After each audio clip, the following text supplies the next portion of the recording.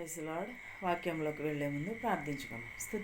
స్తుతులకు ఆసీనుడైన దేవా, నీకు వందనములు, నీకు స్తోత్రాలు నాయన. గడిచిన కాలం అంతా మమ్మల్ని కాచి కాపాడి సజీవ రెక్కల కింద ఉంచినందుకు నీకు స్తోత్రాలు నాయన. ప్రభా, ఎన్నిక లేని వారం ప్రభా, అయినను మమ్మల్ని ఎన్నుకున్నావు నాయన. నీ సేవలో వాడుకుంటున్నందుకు నీకు వందనములు, నీకు స్తోత్రాలు నాయన.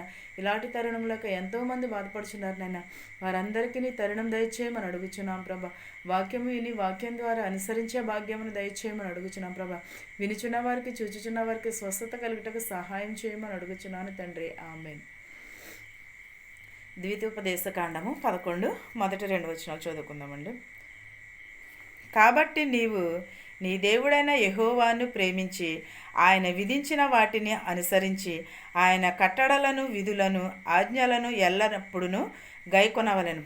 దేవుడైన యెహోవాను ప్రేమించాలి. మనం ఆయన ఇచ్చిన ఆజ్ఞలను గైకొనాలి. ఆయన చేసిన మేళ్లను మనము మర్చిపోకూడదు. ఆయన కట్టడలను, ఆయన విధులను ఎల్లప్పుడూ కూడా, ఆయన ఆజ్ఞలను కూడా ఎల్లప్పుడూ కూడా ఆయనను గైకొనాలి. ఎప్పుడునూ కూడా కట్టడలను మర్చిపోకూడదు, ఆజ్ఞలను మర్చిపోకూడదు. నీ దేవుడైన యెహోవాని ప్రేమించి ఆయన విధులను మనం ఎన్నటికీ కూడా మర్చిపోకూడదు. నీ దేవుడైన యెహోవా చేసిన శిక్షను, ఆయన మహిమను, ఆయన బాహుబలమును, ఆయన చాపిన చేతిని ఏంటదని నీ దేవుడైన యెహోవా చేసిన శిక్ష నిజమే కదండి. ఆయన చాలా మన కొరకు శిక్ష విధింపబడి ఉన్నాడు. ఆయన మన కొరకు చాలా శ్రమలు అనుభవించి ఉన్నాడు. ఆయన మహిమను మనము గ్రహించాలి. ఆయన బాహుబలమును ఆయన చాపి మనకి ఇస్తానని చెప్పుచున్నాడు. ఆయన బలమును, ఆయన ఆజ్ఞలను మనకి ఆజ్ఞాపించుచున్నాడు. మనము వాటిని గైకొనాలి. వాటిని గైకొని ఆయనను ప్రేమించాలి. దేవుడైన యెహోవాను మనము ప్రేమించాలి. నిత్యము కూడా దేవునిని స్తుతిస్తూ ఉండాలి, ఆరాధిస్తూ ఉండాలి. మనం ఎప్పుడూ కూడా దేవునిలో ఎదగాలి. మనం ఎప్పుడూ కూడా దేవుని యందు భయభక్తులు కలిగి ఉండాలి. ఆయన త్రోవలను, ఆయన ఆజ్ఞలను, ఆయన ధర్మశాస్త్రమును మనం ఎప్పుడూ కూడా గైకొనాలి.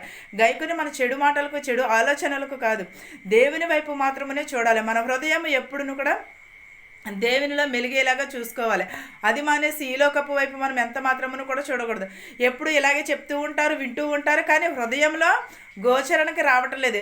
చెవిగలవాడు వినుగాక అని చెప్పి ఉన్నాడు. హృదయం ఉన్నవారు వింటారు, దానిని గైకొనాలి. ఆయన ఆజ్ఞలను మనము పాటించాలి. ఆయనను ప్రేమించాలి, మన సహోదరుని ప్రేమించాలి, దేవుని ప్రేమించాలి, ప్రతి ఒక్కరిని కూడా ప్రేమించాలి. ఎన్నో సంవత్సరములు గడిచిపోచినవి, ఎన్నో దినములు గడిచినవి, కానీ మన హృదయాలలో మాత్రం మారు మనస్సు అనేది మాత్రము రావట్లేదు. మనం ఎప్పుడూ కూడా మారు మనసును పొంది ఉండాలి. మనం ఎప్పుడూ కూడా దేవుని ఆజ్ఞలను గైకొనాలి. దేవుడు త్వరగా వచ్చుచున్నాడు కాబట్టి మనం ఎలా ఉండాలి? సిద్ధపాటును కలిగి ఉండాలి. దేవుని రాకడ సమీపంలో ఉన్నది. ఏ నిమిషమున ఏ గడియనో వచ్చినా కూడా ఎవరికి కూడా తెలియదు. ఈలోపు మనము సిద్ధపాటును కలిగి ఉండాలి. 11-12 చూద్దామండి. ద్వితీయోపదేశకాండము 11-12. అది ఆకాశ వర్షము జల్లులు త్రాగును. అది నీ దేవుడైన యెహోవా లక్ష్య పెట్టెను. దేశము నీ దేవుడైన యెహోవా కనులను సంవత్సరాది మొదలుకొని సంవత్సరాంతము వరకు ఎల్లప్పుడూ దాని మీద ఉండును. అది ఆకాశ వర్షపు జల్లులు కురియును త్రాగుచు. అది నీ దేవుడైన యెహోవా లక్ష్యపెట్టు దేశమున నీ దేవుడైన యెహోవా కనులు సంవత్సరాది మొదలుకొని ఎవరిపైనే ఉన్నామండి? మనపైనే ఉన్నవి. సంవత్సరాది మొదలుకొని దేవుని మొదట యెహోవా కనులు సంవత్సరాది మొదలుకుని సంవత్సరాంతము వరకు ఎల్లప్పుడూ దాని మీద ఉండును. దేని మీద అండి? మన మీద. దేవుని కన్నులు మన మీద ఉండును. సంవత్సరాది మొదలుకుని సంవత్సరం అంతవరకు కూడా దేవుడు మన మీద ఆయన కన్నులు ఉంచున్నాడు. అందుకనే మనం ఇలాగ సజీవులుగా ఉండి ఉన్నాము.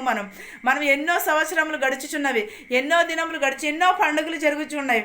ఎంతోమంది దేవుని యొద్ద నిద్రించుచున్నారు, కానీ మన హృదయములు మారట్లేదు, మన మనసులు మారట్లేదు, మన ప్రవర్తనను మార్చుకోవడం లేదు. మనం సిద్ధపాటును కలిగి ఉండాలి. ప్రతి ఒక్కరూ కూడా సంవత్సరములు గడిచిపోయినంత విధిగా మన హృదయమును కూడా మార్చుకోవాలి. పండుగలు చేసుకున్నంత విధముగా మన హృదయమును కూడా మార్చుకోవాలి. మారు మనసును కలిగి ఉండాలి. ప్రతి ఒక్కరమును కూడా మారు మనసు అనే జీవితమును కలిగి ఉండాలి. ఆయన త్రోవలను అనుసరించాలి. ఆయన ఆజ్ఞలను, ఆయన కట్టడలను మనము ఎప్పుడూ కూడా గైకొనాలి. అది మానేసి ఏం చేస్తున్నాము? మనం బైబిల్ పక్కన పెట్టేసి ముసలమ్మ ముచ్చట్లు వీటికి మాత్రమే మనము ప్రాధాన్యత ఇస్తున్నాం. అలాగా అంటే చాలామంది బాధపడిపోతూ ఉంటారు. కాబట్టి మీ హృదయములతోనూ మీ పూర్ణ ఆత్మతోనూ మీ దేవుడైన యెహోవాని ప్రేమించి ఆయనను సేవింపవలెను. నేడు నేను మీకిచ్చుచున్న ఆజ్ఞలను మీరు జాగ్రత్తగా వినిన ఎడల మీ దేశమునకు వర్షము అనగా తొలకరి వానను కడవరి వానను దాని కాలమున కురిపించేదను. అందువలన నీవు నీ ధాన్యమును నీ ద్రాక్షారసమును నీ నూనెను కూర్చుకుందు. ఏంటిదండి? మన పూర్ణ హృదయంతో మన పూర్ణ ఆత్మతో దేవునిని ఆరాధించాలి. కడవరి వర్షము నుండి మొదలుకుని మీ దేశమునకు వర్షము అనగా తొలకరి వాన కడవరి వాన దాని కాలమున కురిపించేదను. అందువలన నీ ధాన్యమును నీ ద్రాక్షారసమును కూడా సమృద్ధిగా ఉండినని చెప్పుచున్నాడు. ఎప్పుడు ఆయన ఆజ్ఞలను ఆయనను గైకొనినప్పుడు మన కోటల్లో ధనము సమృద్ధిగా ఉంచుతానంటున్నాడు. మనకి కావలసిన సమయమున మనకు ద్రాక్షారసము కానీ వర్షము కానీ మొదటి వర్షము కానీ కడపటి వర్షం సంవత్సరాంతము వరకు కూడా మనకి కురిపిస్తానని చెప్పుచున్నాడు. సంవత్సరము మొదలుకుని ఆయన కరులు మన మీద ఉన్నవి. మనము ఆయనను పూర్ణ హృదయంతో పూర్ణ శక్తితో మనము ఆరాధించవలేను. అప్పుడు దేవుడు మనకేం చేస్తాడు? సంవత్సరాంతము వరకు కూడా ఆయన కనులు మన పైన ఉంచుతానంటున్నాడు. ఆయన కడపరి వర్షము మన కోట్లలో ధనమును ధాన్యమును కూరుస్తానని చెప్పుచున్నాడు. ఈ వాక్యమును మీకును మాకును మనందరికీ తోడై ఉండును గాక. ఆమేన్. ప్రార్థించుకుందాం. స్థుతులకు ఆసీనుడు అయిన దేవానికి స్తోత్రములు, నీకు వందనాలనైనా. గొడుచిన కోలమంతా మమ్మల్ని కాచి కాపాడినైనా సజీవ రెక్కల కింద ఉంచినందుకు నీకు వందనములనైనా. మా శత్రువుల్ని మిత్రువుల్ని దీవించమని అడుగుచున్నాం ప్రభా. ధనుకులనేమి భేదాలనేమి దీవించమని అడుగుచున్నాం ప్రభా. అనారోగ్యంతో ఉన్నవారికి ఆరోగ్యం దయచేయమని అడుగుచున్నాం ప్రభా. వారిని స్వస్థపరచమని అడుగుచున్నాం ప్రభా. జ్వరములతో ఉన్నవారిని ప్రభా, ప్రయాణమై ఇతర దేశాలు వెలుచున్న వారిని వచ్చుచున్న వారిని కూడా క్షేమంగా తీసుకురమ్మని అడుగుచున్నాం ప్రభా. ప్రతి ఒక్కరి కుటుంబంలో శాంతిని సమాధానమును కనికరమును దయను దయచేయమని అడుగుచున్నాం ప్రభా. నీ కృప నీ కాపుదల ప్రతి ఒక్కరి కుటుంబం పైన ఉంచమని అడుగుచున్నాం ప్రభా. సంవత్సరాంతరము వరకు నైనా ప్రభా నీ కాపుదల నీ కనులు మా మీద ఉండుటకు సహాయం చేయమని, మా దేశాలని మా సంఘాలని దీవించమని అడుగుచున్నాం ప్రభా. జ్వరములతో బాధపడుచున్నారు, యాక్సిడెంట్ అయ్యి ఉన్నారు ప్రభా. ప్రయాణాలు ఎంచున్నారు ప్రభా. వారి గృహాలకి సురక్షితంగా చేర్చమని అడుగుచున్నాం ప్రభా. ఉద్యోగాలు లేని వారికి ఉద్యోగములు దయచేయమని అడుగుచున్నాం ప్రభా. ప్రతి ఒక్కరికి శాంతిని సమాధానమును దయచేయమని అడుగుచున్నాము నాయన ప్రభా. నిరంతరము ప్రభా రాకపోకల యందు కాచి కాపాడమని అడుగుచున్నాము నాయన ప్రభా. ప్రతి ఒక్కరి కుటుంబంలో శాంతిని సమాధానమును దయను కరికరమును సహాయము చేయమని అడుగుచున్నాను తండ్రి. ప్రతి ఒక్కరి జీవితంలో స్వస్థపరచమని నా ప్రార్థనను నీ పాద సన్నిధి చేర్చుకోమని అడుగుచున్నాను తండ్రి. ఆమేన్. పరలోకమందున్న మా తండ్రి, నీ నామం పరిశుద్ధపరచబడిన గాక, నీ రాజ్యం వచ్చును గాక, నీ చిత్తము పరలోకమందు భూవేందు నెరవేరినట్లును మా నిదినాహారము నేడు మాకు దయచేయము. మా రుణస్తులను మేము క్షమించిన ప్రకారం మా రుణములను క్షమించము. దృష్టి నుండి శోధన నుండి తప్పించము. రాజ్యమును శక్తియు మహిమయు నిరంతరము నీవై ఉన్నావు మా తండ్రి. ఆమేన్. ఆమేన్.